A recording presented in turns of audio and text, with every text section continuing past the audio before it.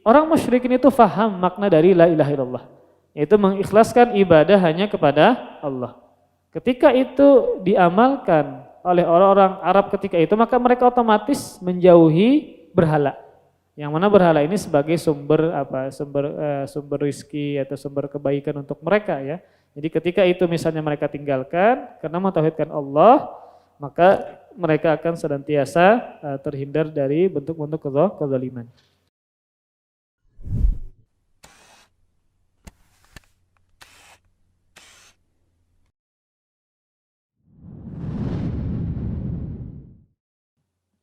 Assalamualaikum warahmatullahi wabarakatuh. Innal hamdalillah nahmaduhu wa nasta'inuhu wa nastaghfiruh wa na'udzu billahi min shururi anfusina wa min sayyiati a'malina. May yahdihillahu fala mudilla lahu wa may yudlil fala hadiyalah. Wa asyhadu an la ilaha illallah wahdahu la syarika lah wa asyhadu anna Muhammadan abduhu wa rasuluhu la nabiyya ba'dah. Qala Allah Ta'ala fil Qur'anil Karim ya ayyuhalladzina amanu taqullaha haqqa tuqatih wa la tamutunna illa wa antum muslimun. Ya ayyuhan nasu taqu rabbakum alladzi khalaqakum min nafsin wahidah wa khalaqa minha zawjaha wa batha minhuma rijalan katsiran wa nisaa'a wattaqullaha alladzi tasaaluna bihi wal arham innallaha kana 'alaikum raqiba. يا أيها الذين آمنوا اتقوا الله وقولوا قولا سديدا يصلح لكم أعمالكم ويغفر لكم ذنوبكم ومن يطع الله ورسوله فقد فاز فوزا عظيما أما بعد فإن أصدق الحديث كتاب الله وخير الهدي هدي محمد صلى الله عليه وآله وسلم وشر الأمور محدثاتها فإن كل محدثة بدعة وكل بدعة ضلالة وكل ضلالة في النار. Alhamdulillah, rasa syukur kita kepada Allah Subhanahu wa taala senantiasa kita ungkapkan kepada Allah agar kita menjadi hamba-hamba yang pandai bersyukur kepada Allah Subhanahu wa taala karena masih banyaknya nikmat yang Allah tetapkan dan berikan kepada kita, entah berupa nikmat keimanan, keislaman, kesehatan dan seterusnya. Dan kita berharap kepada Allah Subhanahu wa taala agar Allah senantiasa menjadikan kita hamba-hamba yang pandai bersyukur. Kemudian salawat serta salam semoga selalu tercurahkan kepada panutan kita Nabi besar Muhammad sallallahu alaihi wasallam dan kepada para sahabat, para keluarga dan para pengikut beliau yang senantiasa meniti jalan beliau sampai hari kiamat. Kita menyambung ya bagian ke-10 halaman 40. Jadi ini pertemuan pertama setelah bulan Ramadan ya. Bagian ke-10 ini tentang urgensi dari tauhid ya. Ketika kita membahas tentang tauhid, maka terkadang terulang-ulang pembahasan kita. Namun tidak mengapa ya, dalam rangka untuk menguatkan dan mengkokohkan dan semangat untuk mentauhidkan Allah Subhanahu wa taala, maka kita akan membahas kembali. Jadi ringkasnya adalah di sini penulis menyebutkan tentang pentingnya mentauhidkan Allah Subhanahu wa taala. Ini kita ringkas ya. Yang pertama adalah kenapa kita harus mentauhidkan Allah Subhanahu wa taala? Karena Allah menciptakan alam semesta ini dalam rangka untuk menyembah Allah Subhanahu wa taala, dalam rangka untuk beribadah kepada Allah Subhanahu wa taala. Dan ibadah tidaklah dinilai kecuali dilandasi dengan tauhid. Maka ibadah seseorang itu bernilai, diberikan pahala dan sah di sisi Allah kalau dilandasi dengan mentauhidkan Allah Subhanahu wa taala. Maka ketika misalnya ada seseorang yang beribadah kepada Allah Subhanahu wa taala cukup banyak misalnya istiqomah, namun ternyata dia telah melakukan kesyirikan kepada Allah, maka semua ibadah yang telah dia kerjakan, yang dia telah bangun, maka tidak bernilai apapun di sisi Allah Subhanahu wa taala. Makanya di antara tafsiran firman Allah Subhanahu wa taala, "Wa ma khalaqtul jinna wal insa illa liya'budun," dan tidaklah aku menciptakan jin dan manusia kecuali untuk beribadah. Di antara tafsiran beribadah adalah liya'budun, liwahhidun, agar mereka mentauhidkan Allah Subhanahu wa taala. Tidaklah aku ciptakan jin dan manusia kecuali agar mereka mentauhidkan Allah Subhanahu wa taala. Kemudian yang kedua, dikarenakan semua rasul, semua nabi ketika memulai dakwahnya maka pasti dakwah tauhid. Maka begini pula para dai, ya, para ulama yang menyambung ajaran Nabi Shallallahu Alaihi Wasallam, ya, sebagai pewaris para nabi. Ketika mereka berdakwah, pasti yang diajarkan adalah sekitar tauhid, seputar akidah. Karena juga para rasul dan para nabi ketika mereka diutus oleh Allah Subhanahu wa taala, maka dakwah mereka dimulai dengan mengajarkan tauhid, mengajak orang bagaimana beribadah hanya kepada Allah Subhanahu wa taala. Kemudian pentingnya yang ketiga adalah dikarenakan Rasulullah sallallahu alaihi wasallam mendidik para sahabatnya agar memulai dakwahnya, ya, dengan tauhid. Maka Rasul pun ketika berdakwah memulai dengan tauhid. Nah, Rasul pun mengajarkan para sahabat agar memulai dakwah mereka dengan tauhid juga. Ini sebagaimana ketika Rasulullah SAW mengutus sahabat Mu'adz bin Jabal ke negeri Yaman sebagai seorang dai, sebagai seorang ulama, sebagai seorang pengajar. Ke negeri Yaman yang ketika itu penduduknya adalah dari ahlul kitab, dari orang Nasrani. Jadi mereka faham kitab, mereka tahu Allah Subhanahu wa taala, ya. Maka tetap ketika Rasulullah mengutus sahabat ini, Mu'adz bin Jabal ini, maka yang Rasul ajarkan kepada dia agar sahabat ini memulai dengan tauhid, mengajak mereka agar mengucapkan 2 kalimat syahadat. Kemudian urgensi atau pentingnya tauhid yang keempat adalah karena tauhid tercermin dalam kesaksian bahwa tidak ada yang berhak disembah kecuali Allah dan Muhammad adalah utusan Allah Subhanahu wa taala. Maka maksudnya adalah ketika seseorang itu menyembah Allah Subhanahu wa taala, maka sembahan tersebut, ibadah tersebut yang benar adalah kalau dia meniru dan mencontoh Rasulullah sallallahu alaihi wasallam. Maka kalau kita perhatikan makna dari 2 kalimat syahadat, asyhadu an la ilaha illallah wa asyhadu anna Muhammadan Rasulullah.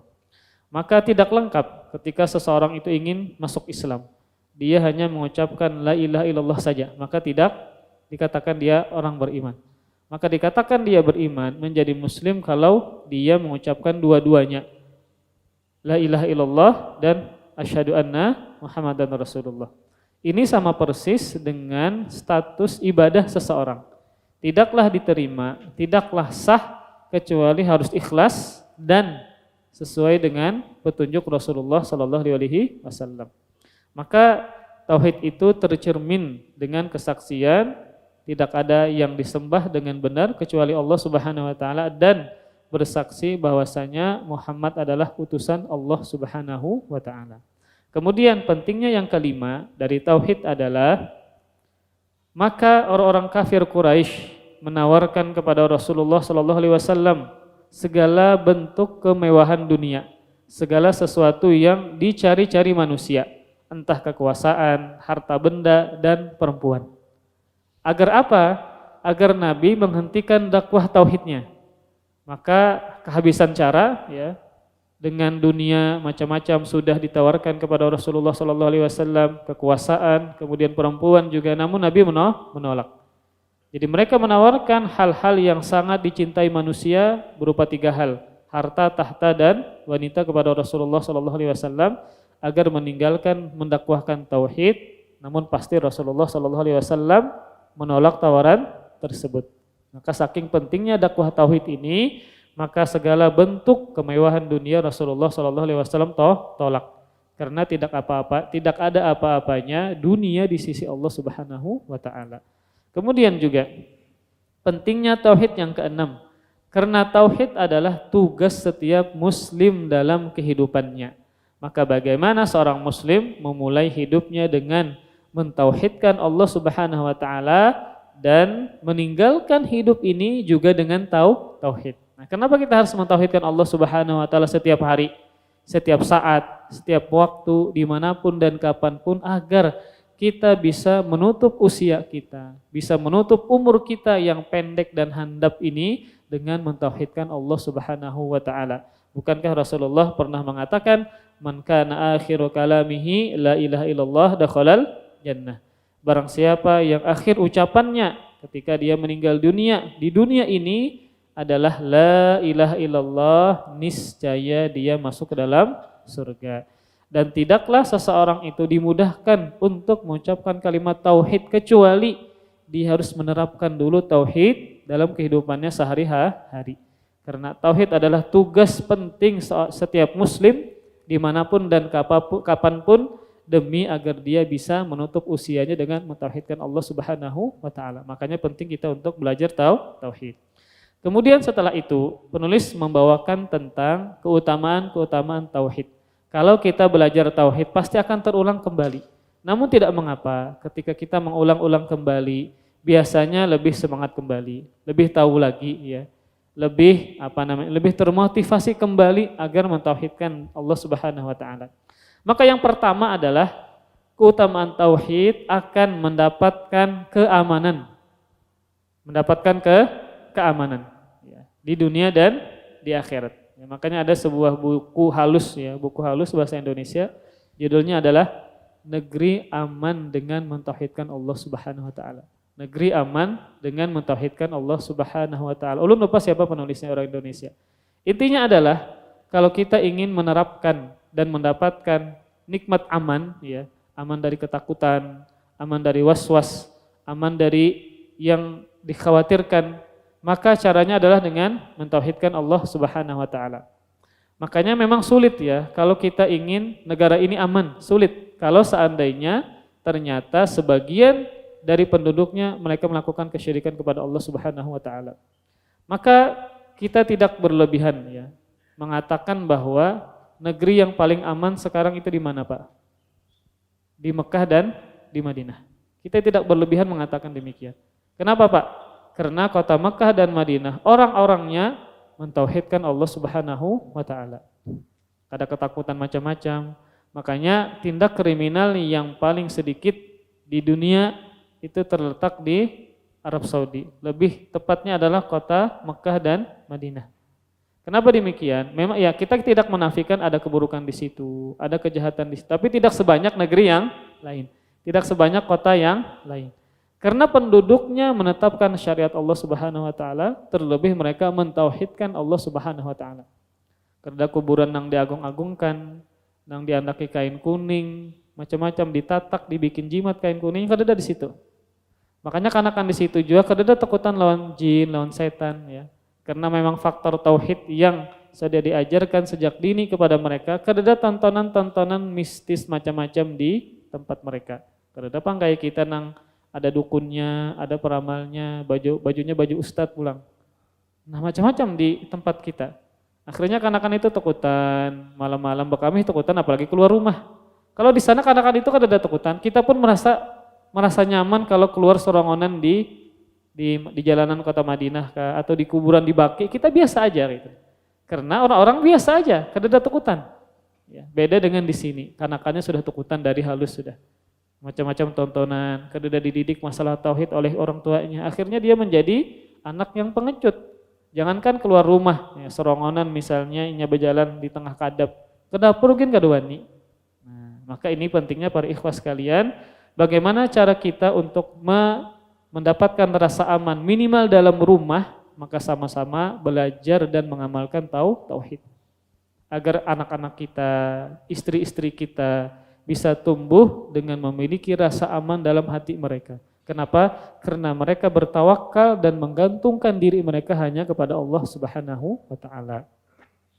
Dalilnya adalah ketika kita mentauhidkan Allah, akan Allah berikan keamanan dan juga mendapatkan petunjuk. Dalam surah Al-An'am ayat 82, Allah Subhanahu wa taala mengatakan, "Alladzina amanu wa lam yalbisu imanahum bidzulmin ulaika lahumul amnu wa hum muhtadun."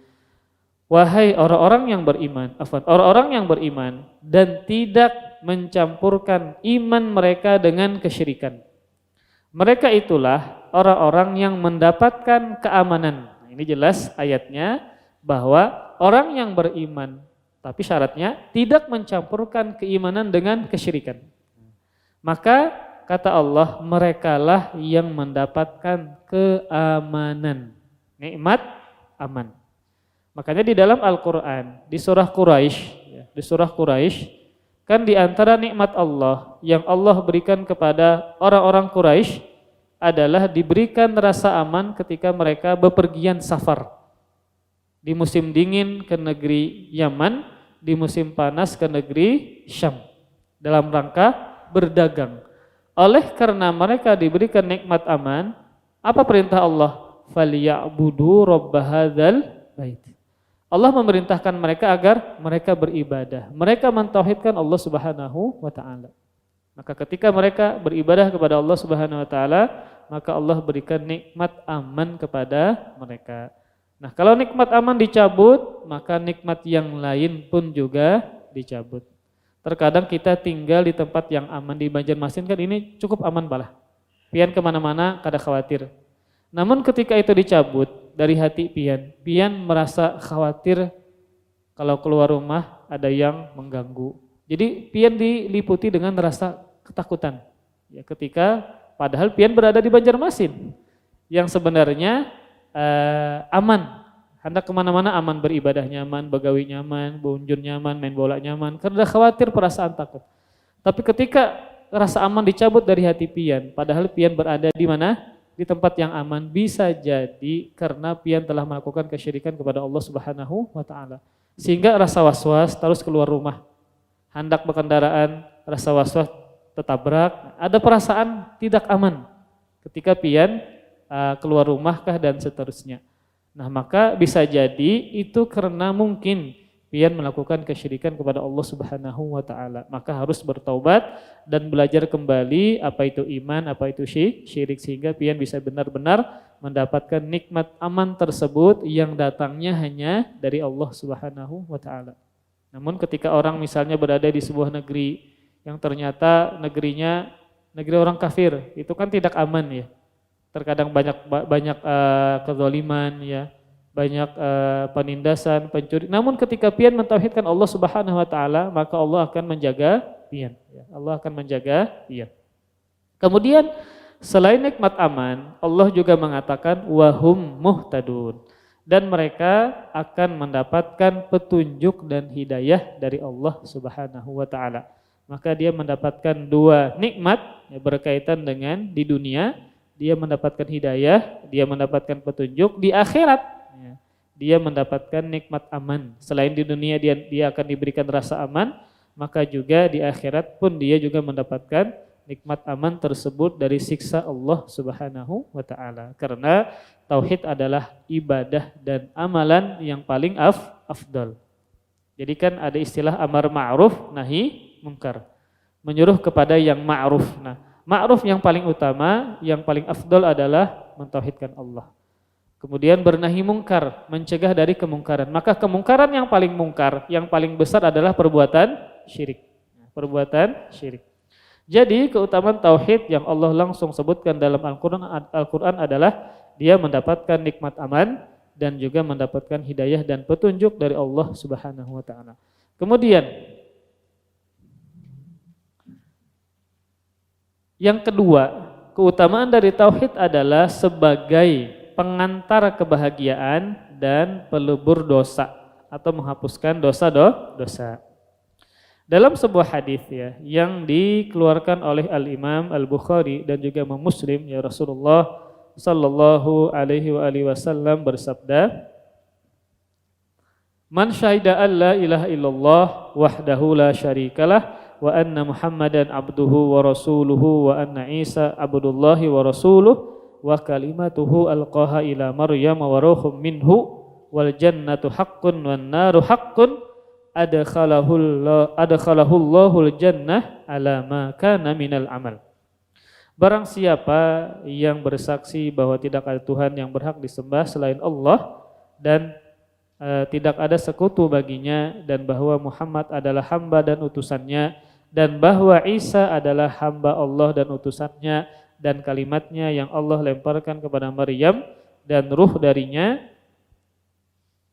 dan neraka itu benar adanya, dan surga itu benar adanya, dan neraka itu benar adanya, niscaya Allah Subhanahu wa taala akan masukkan dia ke dalam surga sesuai dengan amal perbuatannya. Sesuai dengan amal perbuatannya. Maka ini jaminan surga bagi orang yang mentauhidkan Allah Subhanahu wa taala, tergantung dengan kondisi amalannya. Dalam artian Bisa jadi dia masuk ke dalam neraka dulu, tapi ujung-ujungnya pasti masuk ke dalam surga.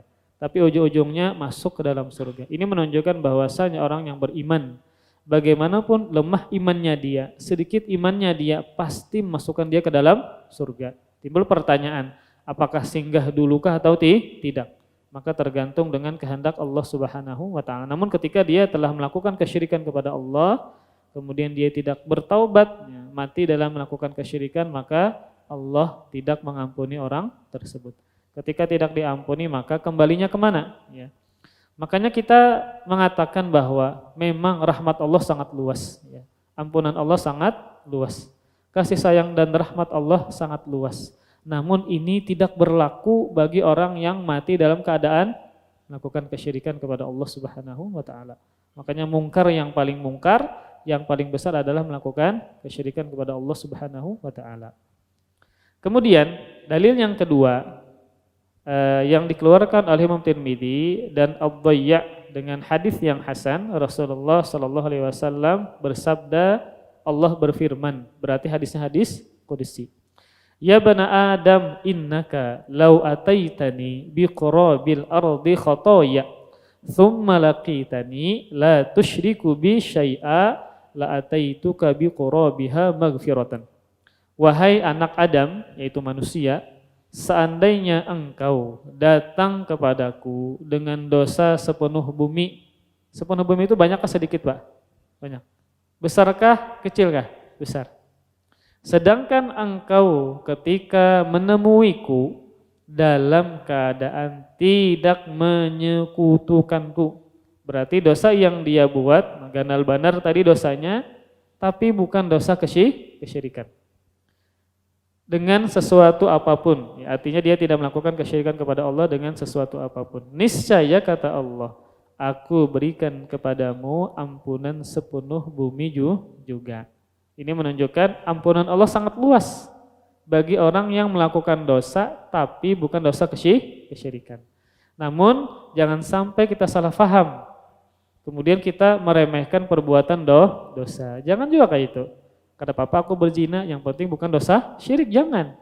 Musia mati dalam keadaan berzina. Sepertinya itu bilah pulang kayak itu. Nah. Jadi memang ini adalah hadis berkaitan rahmat Allah yang begitu luas. Selama dia tidak melakukan dosa syirik, maka Allah berkehendak untuk mengampuni dia.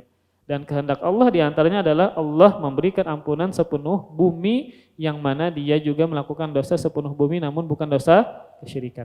Ini menunjukkan bahwasanya rahmat Allah sangat luas bagi orang yang tidak melakukan kesyirikan kepada Allah Subhanahu wa taala. Namun jangan sampai kita salah memahami sehingga kita meremehkan dosa. Jadi terkadang ada orang salah paham. Misal kayak kita menjelaskan tentang luasnya ampunan Allah, ada seorang perempuan Bani Israel dalam hadis yang sahih yang dia profesinya pezina. Nah, lalu dia kehausan, kemudian dia mencari banyu, ada dalam sumur, dia betajun ke sumur. Kemudian kada ember kan, kada wadah, akhirnya sepatunya, khufnya yang dia bawa untuk membawa air. Ini kan penuh perjuangan, Pak. Hendak dapat banyu aja. Kemudian sudah sampai ke atas, ada binatang yang najisnya mughalladhah, najisnya besar yang terdapat pada liurnya. Ada anjing sekalinya kehausan juga. Nah, lalu dia dengan keikhlasan dia mengharapkan kebaikan dari Allah, dia kasihkan banyu tadi. Padahal kan cuma banyu, namun itu sulit dia dapatkan, dia juga kehausan, ya. Dia juga perlu, namun dia ternyata lebih mengutamakan anjing tadi. Akhirnya apa? Allah mengampuni dia dan masukkan ke dalam surga. Maka terkadang ada orang yang salah paham. Nah, jadi kada apa-apa berzina, nah karena bari manusia makanan, bari anjing, ini kan salah. Musia mati dalam keadaan berzina. Perempuan tadi yang sebelumnya berzina, dia bertaubat kepada Allah Subhanahu wa taala. Dia menjadi orang baik setelah dia setelah dia memberikan anjing tersebut banyu. Terkadang ada orang meremehkan dosa-dosa besar, ya. Lalu dia bersedekah, ini salah, ya. Ini salah. Musia tadi mati dalam keadaan melakukan dosa besar tersebut. Kita khawatir ternyata misalnya Allah tidak berkehendak, akhirnya disiksa dalam kubur, subhanallah, ya. Akhirnya juga dia ternyata masuk ke dalam neraka dulu. Kita kan kada hakun, ya. Kita kan hakunnya masuk surga tanpa hisab, tanpa azab itu kan cita-cita semua orang. Maka jangan sampai kita meremehkan dosa. Apalagi dosa besar walaupun bukan kesyirikan. Kemudian dalam hadis yang lain, hadis yang dikeluarkan oleh Imam Muslim, Rasul juga bersabda, "Man mata la yusyriku billahi syai'a dakhalal jannah wa man mata yusyriku billahi syai'a dakhalan nar." Barang siapa meninggal dunia dalam keadaan tidak berbuat syirik kepada Allah sedikit pun, niscaya dia masuk ke dalam surga. Dan barang siapa meninggal dunia dalam keadaan melakukan kesyirikan kepada Allah, niscaya dia masuk ke dalam neraka. Nah, setelah itu baru manfaat dari tauhid. Ini yang kita sampai, manfaat dari tauhid. Penulis mengatakan, min fawaidi tauhid, di antara manfaat dari tauhid. Inna tauhid al-khalis idza tahaqqaqa fi hayati fardin aw jama'ah haqqaqa atyab ats-tsamarati wa min tsamaratihi al-ula tahrirul insan minal ubudiyyati wal khudu'i li ghairillah min asya'a wa makhluqatin la yakhluquna syai'aw wa hum yukhlaqun wa la yamlikuna li anfusihim darraw wa la naf'a wa la yamlikuna mautaw wa la hayataw wa la nusyura ila akhirih. Jika tauhid yang murni, syaratnya tauhidnya murni, diterapkan atau terrealisasikan di dalam kehidupan individu ataupun kelompok atau jamaah, niscaya akan menghasilkan buah yang sangat manis, sangat bagus, sangat baik. Di antara buah yang didapat tatkala dia menerapkan tauhid yang murni adalah satu, memerdekakan manusia dari perbudakan dan tunduk kepada selain Allah, baik kepada benda-benda atau makhluk yang lain. Nah, jadi yang pertama manfaatnya adalah, buahnya adalah kalau dia menerapkan tauhid yang murni, tidak bercampur dengan kesyirikan.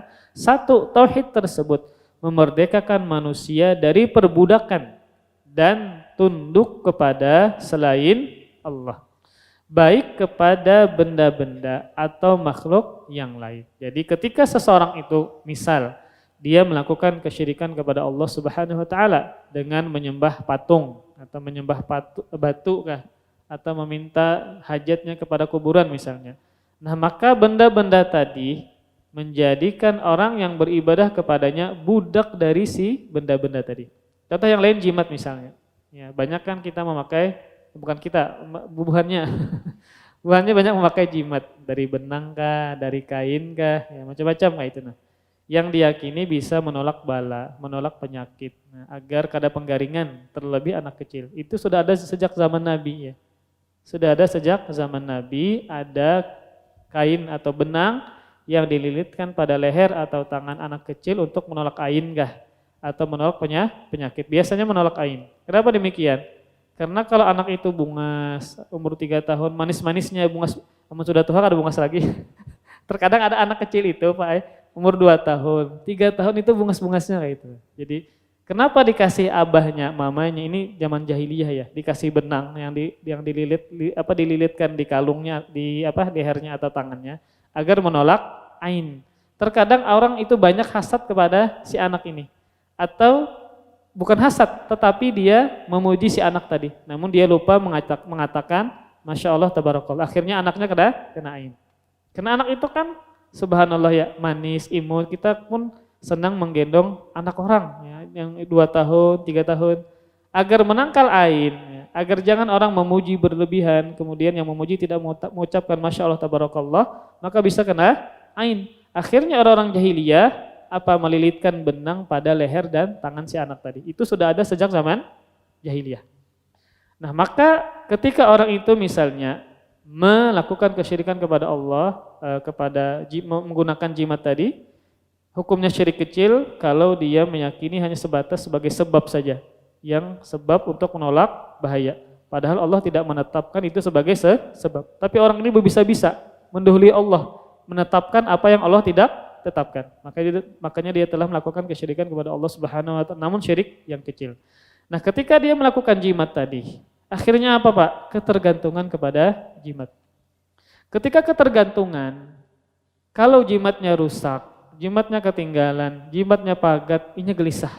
Berarti dia sudah menjadi budak dari si jimat tadi. Nah, terkadang merasa hebat, jago berkelahi, kalau ada jimat yang digantungkan di pinggangnya, yang disebut dengan basal. Nah, dulu ulun mulah Pak Ibari. Jadi ada caranya, ada kitabnya Pak, kami mulah. Misal kebakaran, lemparkan. Nah, misalnya supaya bunga orang tertarik, tulis nama Nabi Yusuf sekian kali. Nah, jadi tanggal 1 Muharram menghadap kiblat, kita menulis. Itu dulu kita seperti itu ya. Tapi kita bertaubat kepada Allah Subhanahu wa taala. Karena Allah tidak menjadikan sebab pada tulisan tadi. Bagaimana kita bisa, kan kita menetapkan itu bisa dijadikan sebab, satu, syariat menetapkan. Kayak madu, di dalam Al-Quran kan ada madu kesembuhan. Maka kita berobat dengan meminum madu. Secara sebab dia bisa menyembuhkan. Habatus sauda juga bisa menyembuhkan. Ini tulisan tadi, Nabi Yusuf 75 kali. Nah ditulis, kemudian dibawa di kantong. Itu secara sebab ada nggak syariat menjelaskan? Tidak. Berarti kan kita berbisa-bisa. Nah, berbisa-bisa menetapkan sebab yang bukan, sebab yang tidak ditetapkan oleh Allah Subhanahu wa taala. Jadi maksud ulun adalah manfaat tauhid adalah memerdekakan manusia dari perbudakan. Contoh tadi adalah jimat. Ketika jimat anaknya pagat, hilang di tangan, gelisah abahnya. Nah, ini bisa kena penyakit nih. Ini bisa ini dan itu. Ketika kejadian, akhirnya apa? Anaknya garing. Lalu menghubungkan gara-gara jimat pagat tadi. Akhirnya apa? Dia menjadi budak dari si jimat tadi. Kalau kereda jimatnya, maka dia gelisah, maka dia takut, khawatir, macam-macam. Akhirnya tidak menggantungkan dirinya kepada siapa? Kepada Allah Subhanahu wa taala. Maka benarlah hadis Nabi, man allaqa syai'an wukila ilaihi. Barang siapa yang menggantungkan kepada sesuatu, maka dia dibikin ketergantungan kepada sesuatu tadi. Pian misalnya ketergantungan kepada jimat, maka senantiasa pian akan bergantung kepada jimat. Dibikin ketergantungan. Nah, sama kayak misalnya orang-orang musyrikin ya. Mereka menyembah berhala. Berarti kan mereka menjadi budak bagi si berhala. Akhirnya mau melayani berhala tadi, dikasih makanan kah, dikasih apakah, dirawat ke macam-macam ya. Maka ketika orang itu benar-benar memurnikan tauhidnya, maka akan memerdekakan dia dari segala jenis perbudakan, termasuk kepada benda-benda hidup maupun benda-benda mati. Makanya ketika misalnya kita bulan Agustus ya, kita akan merayakan kemerdekaan Indonesia. Maka itu tema yang paling pas adalah kemerdekaan yang sesungguhnya adalah kalau dia mentauhidkan Allah Subhanahu wa taala. Kita memang kan merdeka dari jajahan Belanda, jajahan Jepang. Yang paling lawas itu apa? Belanda lah. 350 tahun lawas sebenarnya. Karena memang Arab menjajah. Kenapa? Arab nang dibenci terus gitu. nang menjajah kita kan Belanda, Jepang. Namun terkadang ada orang yang anti Arab, yang berbau Arab itu anti. Nah, maksud ulun adalah kemerdekaan yang sesungguhnya adalah ketika dia mentauhidkan Allah Subhanahu wa taala. Ya kita kan sudah lepas dari penjajahan. Namun terkadang ada orang yang menjadi budak bagi benda yang lain. Nah, seperti kalau dia membuat jimat, ketergantungan kepada jimat, gelisah kalau kereda jimat ya. Kemudian suka dengan kuburan tadi, ketika kuburannya berdoa kepada kuburan, minta hajat kepada, ternyata kuburannya dipindah. Nah, dipindah misalnya atau apa, hilangkah kuburannya. Akhirnya dia sedih, kemudian dia juga gelisah, was-was dan seterusnya.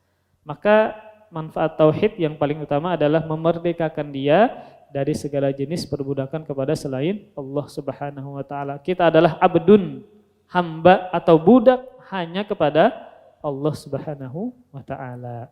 Nah, penulis mengatakan memerdekakan manusia dari perbudakan dan tunduk kepada selain Allah, baik kepada benda-benda atau kepada makhluk yang lainnya, benda hidup maupun benda mati, benda-benda langit maupun benda-benda bumi. Ini jadi Nabi Ibrahim alaihissalam dan juga Nabi Muhammad SAW dihadapkan dengan berbagai macam bentuk sesembahan.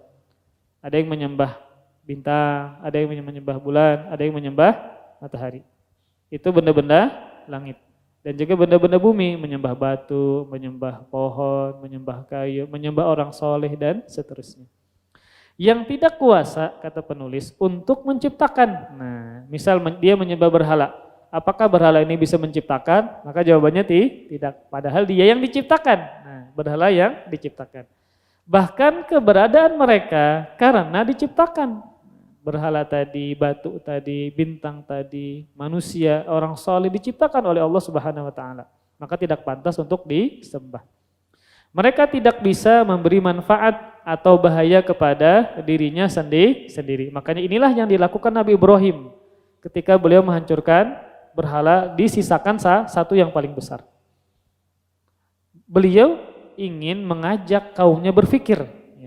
Ketika patung ini dihancurkan, apakah dia bisa membela dirinya sendiri?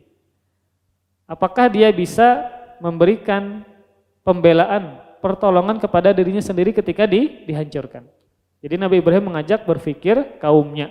Lalu beliau menghancurkan semua berhala kecuali disisakan satu yang paling besar. Sehingga kata Nabi Ibrahim yang menghancurkan yang paling besar. Tapi mereka mengingkari, tidak mungkin batu ini menghancurkan, berhala ini menghancurkan yang lain. Jadi kan dia iri, ini kan cuma dia berhala ini dia saja yang ingin disembah. Jangan ada tandingan-tandingan yang lain. Tapi mereka mengatakan tidak mungkin berhala itu bisa menghancurkan berhala yang lain. Maka maksudnya adalah berhala itu tidak bisa memberikan manfaat atau bahaya kepada dirinya sendiri. Dan tidak mampu mematikan, menghidupkan dan membangkitkan. Kenapa kita menjadi budak dan menyembah kepada selain Allah Subhanahu wa taala tersebut? Kemudian penulis mengatakan, tauhid memerdekakan manusia dari segala perbudakan dan penghambaan, kecuali kita menjadi budak dan menjadi hamba hanya kepada Rabb yang menciptakannya dalam bentuk yang sempurna. Allah menciptakan kita dalam bentuk yang sempurna. Laqad khalaqnal insana fi ahsani taqwim, kata Allah, sungguh kami menciptakan manusia dalam sebaik-baik bentuk. Contoh yang paling simpel, pala hidung, ini kan letaknya di bawah. Coba hitung dibalik ke atas. Mun hujan termasukkan banyu pian. Subhanallah. Ada mata nang halus dua, dengan mata nang halus ini pian bisa melihat dengan jangkauan yang sangat luas. Padahal cuma halus saja. Kan ada binatang itu ketika dia melihat enggak ada warna, Pak. Cuma apa? Hitam putih.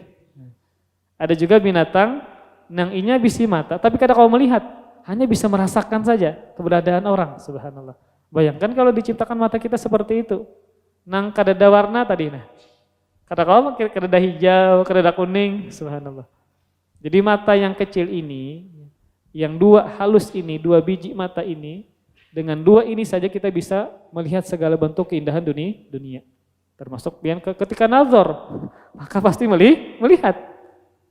Ini adalah mata, subhanallah. Jadi Allah Subhanahu wa taala menciptakan kita dengan sebaik-baik bentuk. Ini manusia, maka bersyukurnya adalah dengan mentauhidkan Allah Subhanahu wa taala. Kemudian memerdekakan akal dari khurafat. Nah, memerdekakan akal dari khurafat. Kita jadi kritis ketika orang berbicara yang aneh-aneh. Karena kita belajar tauhid. Nah, khurafat itu kan cerita yang dibumbui dengan kedustaan dan kebohongan. Jadi khurafat ini asalnya adalah seorang laki-laki ya, yang dari orang Arab yang namanya khurafat. Laki-laki ini namanya khurafat. Dia diculik jin, dia mengaku diculik jin. Kemudian dia diajak jin kemana-mana, dia melihat alam jin macam-macam. Ketika dia bulik berkisah lawan orang-orang, tapi orang-orang kada percaya. Akhirnya nempel, lengket. Kalau ada kisah nang dusta, maka disebut dengan kisah khurafat. Cerita khurafat. Nah, jadi memerdekakan akal dari khurafat, kita bisa kritis ketika ada yang bercerita tentang yang aneh-aneh. Ketika berkaitan dengan masalah akidah. Kan orang itu kenapa inya bisa menerima yang cerita-cerita khurafat? Karena tidak punya bekal tauhid. Nah, kita mendengar misalnya ada itu wali Allah jar. Sidin itu keringatnya harum. Nah, keringatnya harum. Tapi sidin bertelanjang terus.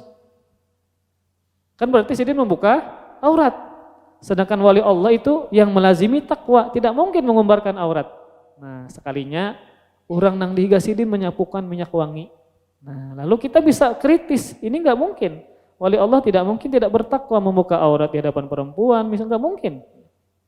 Kita bisa kritis, akhirnya akal kita merdeka, tidak tunduk kepada khurafat karena kita belajar tauhid. Memerdekakan akal dari khurafat dan hati dari tunduk, menyerah dan menghinakan diri kepada selain Allah Subhanahu wa taala. Makanya orang yang melakukan kesyirikan itu menghinakan dirinya kepada selain Allah. Misal orang Syiah ya. Kita berbicara orang Syiah. Di antara sifat ekstrim berlebihan mereka dalam rangka beribadah kepada imam-imam mereka ya. Terkadang mereka itu ke kuburannya, imam siapa misalnya? Dari Ahlul Bait. Mereka itu merangkak kayak ular. Sampai ke kuburan situ. Berarti kan menghinakan diri. Apalagi misalnya tanah Karbala ya yang licak macam. Jadi mereka merangkak kayak ular. Demi apa? Menghormati si imam tadi, kuburannya tadi. Berarti kan menghinakan dirinya. Jadi menghinakan diri kepada selain Allah Subhanahu wa taala. Memerdekakan hidup dari kekuasaan para Fir'aun. Nah, memerdekakan hidup dari kekuasaan para Fir'aun ya. Makanya seorang raja ketika mereka mentauhidkan Allah Subhanahu wa taala, penguasa yang beriman kepada Allah, maka tidak mungkin menyuruh rakyatnya agar menyembah dia. Beda dengan Fir'aun. Jadi kalian harus paham, Firaun itu gelar untuk raja Mesir ketika itu. Nah, kalau kita kan ada presiden, ada raja, ada perdana menteri. Nama aslinya bukan Firaun. Firaun itu adalah gelar raja ketika itu. Makanya ada Firaun di zaman Nabi Musa, ada Firaun di zaman Nabi Yusuf. Ada di zaman Firaun zaman Nabi Yakub dan seterusnya. Maka yang mengaku Tuhan ya, yang membunuh anak-anak laki-laki, ya, kemudian yang tenggelam di Laut Merah itu adalah Firaunnya di zaman Nabi Musa. Jadi Firaun di zaman Nabi Musa. Maksudnya adalah penulis mengatakan bahwasanya ketika kita mentauhidkan Allah Subhanahu wa taala, maka membebaskan kita dari kekuasaan para Firaun yang zalim, yang mereka melakukan kesyirikan dan tandingan kepada selain Allah Subhanahu wa taala. Dan pendeta dan dukun yang menuhankan diri atas hamba-hamba Allah Subhanahu wa taala.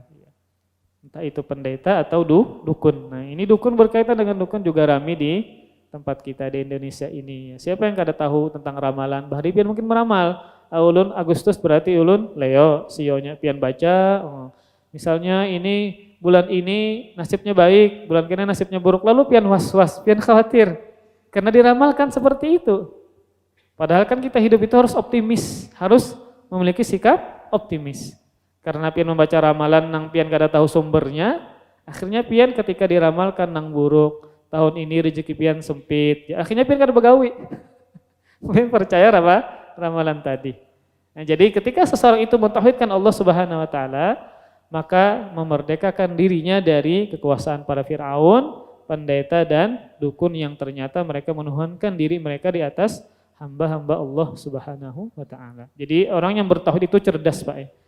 Orang yang mentauhidkan itu cerdas, dia hidupnya mulia, ya, dia hidupnya mulia. Coba pian bayangkan orang-orang yang pergi ke kuburan ya, yang tujuannya bukan hanya untuk ziarah. Terkadang mereka ya, minta hajat kepada kuburan, berbicara kepada orang yang sudah meninggal, beristighatsah. Itu menghinakan diri mereka. Ya. Kita lihat kasihan kayak itu nah. Kasihan benar, ya. Kenapa harus minta hajat kepada penghuni kubur, ya? Merendahkan diri kepada penghuni kubur. Kita kasihan kepada orang-orang seperti itu. Kemudian penulis mengatakan, karena itu para pembesar kaum musyrikin dan togut-togut jahiliyah, ya, menentang keras dakwah para nabi, ya, entah itu Abu Jahal, Abu Lahab dan seterusnya. Mereka menentang keras dakwah para nabi, khususnya dakwah siapa? Rasulullah Shallallahu Alaihi Wasallam, sebab mereka mengetahui makna la ilaha illallah. Jadi orang musyrikin itu faham makna dari la ilaha illallah, yaitu mengikhlaskan ibadah hanya kepada Allah. Ketika itu diamalkan oleh orang-orang Arab ketika itu, maka mereka otomatis menjauhi berhala.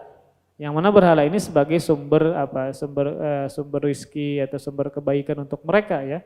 Jadi ketika itu misalnya mereka tinggalkan karena mentauhidkan Allah, maka mereka akan senantiasa terhindar dari bentuk-bentuk kezaliman. Sebab mereka mengetahui makna la ilaha illallah sebagai suatu deklarasi atau pengumuman yang umum ya, bagi kemerdekaan manusia. Tidak menghambakan diri kepada berhala. Berhala banyak Pak di zaman Nabi di masa jahiliyah ya. Bahkan di Ka'bah saja sekitaran Ka'bah berapa? 360 ya? Atau 16 belum lupa, 300-an lah. Makanya ketika Nabi menaklukkan kota Mekah, Nabi menguasai kota Mekah, maka yang pertama Nabi lakukan adalah menghancurkan berhala di sekitaran Ka'bah. Ini luar biasa banyaknya, 300-an Pak. Belum di tempat yang lain, di Taif kah. Makanya kan ada 4 berhala yang terbesar di Jazirah Arab yang dikunjungi.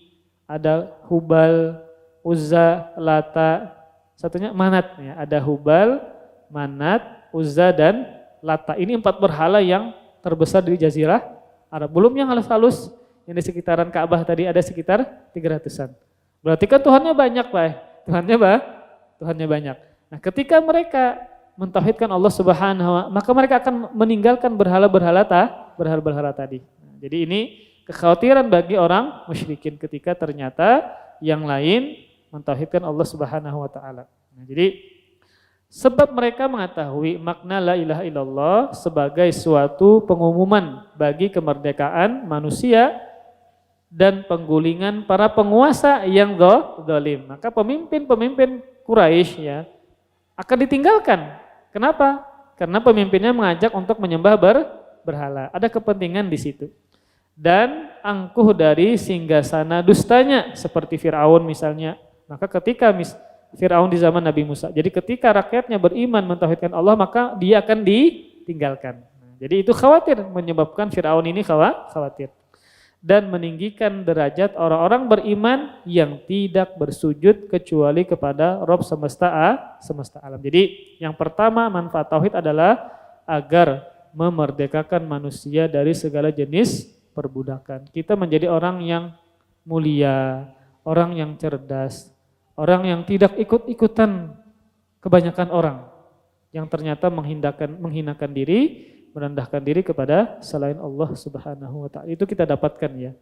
Orang yang merendahkan dirinya kepada dukun ya, orang yang merendahkan dirinya kepada kuburan ya, orang yang merendahkan dirinya kepada orang yang meninggal dunia ya, ini ternyata sudah kita dapatkan yang demikian. Menjadikan dia orang yang hina, orang yang direndahkan di sisi Allah Subhanahu wa taala. Nah, kemudian kita teruskan. Nah, cukup sudah. Ya, yang kedua insyaallah kita sambung bulan depannya. Jadi ini yang bisa saya sampaikan. Jadi kalau kita membahas, ini kan bukunya tentang manhaj Pak. Manhaj itu umum. Entah berkaitan kepada Allah, manhaj kita kepada Allah Subhanahu wa taala. Berarti kan masalah tauhid. Ada manhaj kita kepada sesama muslim, ada manhaj kita kepada penguasa, itu juga bagian dari manhaj. Jadi manhaj itu umum. Yang dijelaskan itu lebih umum ya. Semuanya bukan hanya masalah tauhid saja. Makanya nanti kita ada kedatangan tamu juga Ustadz luar ya, yang khusus menjelaskan berkaitan masalah radikalisme dan terorisme. Makanya kita penting belajar manhaj misalnya manhaj kita kepada Allah bagaimana, manhaj kita kepada sesama muslim bagaimana, dan manhaj kita kepada penguasa bagaimana. Nah, itu nanti kita akan dijelaskan di pekan depan insyaallah ya. Insyaallah kita sudah tahu, kalau saya belum mau makan. Jadi kita belajar manhaj itu sangat penting. Karena bukan cuma masalah akidah, tapi tadi masalah kepada penguasa. Karena ketika misalnya menyimpang manhajnya berkaitan dengan penguasa, bisa jadi khawarij, bisa jadi ini. Akhirnya dia mengkafirkan secara serampangan. Memang tauhidnya benar misalnya kepada Allah benar. Tapi ketika manhajnya menyimpang terhadap penguasa, akhirnya akan menyimpang kepada masalah tauhid seperti mengkafirkan, serampangan dan seterusnya. Maka nanti kita akan mempelajari masalah itu ya, radikalisme dan terorisme. Bagaimana menurut pandangan, sikap dan manhaj Ahlussunnah wal Jamaah, terlebih berkaitan dengan penguasa dan pemimpin. Semoga Allah Subhanahu wa taala senantiasa merahmati kita dan semoga Allah Subhanahu wa taala senantiasa menjaga dan melindungi kita dari segala keburukan, terlebih adalah keburukan dari kesyirikan. Amin ya rabbal alamin. Kita tutup dengan kafaratul majlis. Subhanakallahumma bihamdika asyhadu an la ilaha illa anta astaghfiruka wa atubu ilaik. Wassalamualaikum warahmatullahi wabarakatuh. Terima kasih. Jazakumullah khairan wa barakallahu fikum. Video ini dibuat atas partisipasi dari donasi Anda. Semoga menjadi amal jariah bagi Anda semuanya.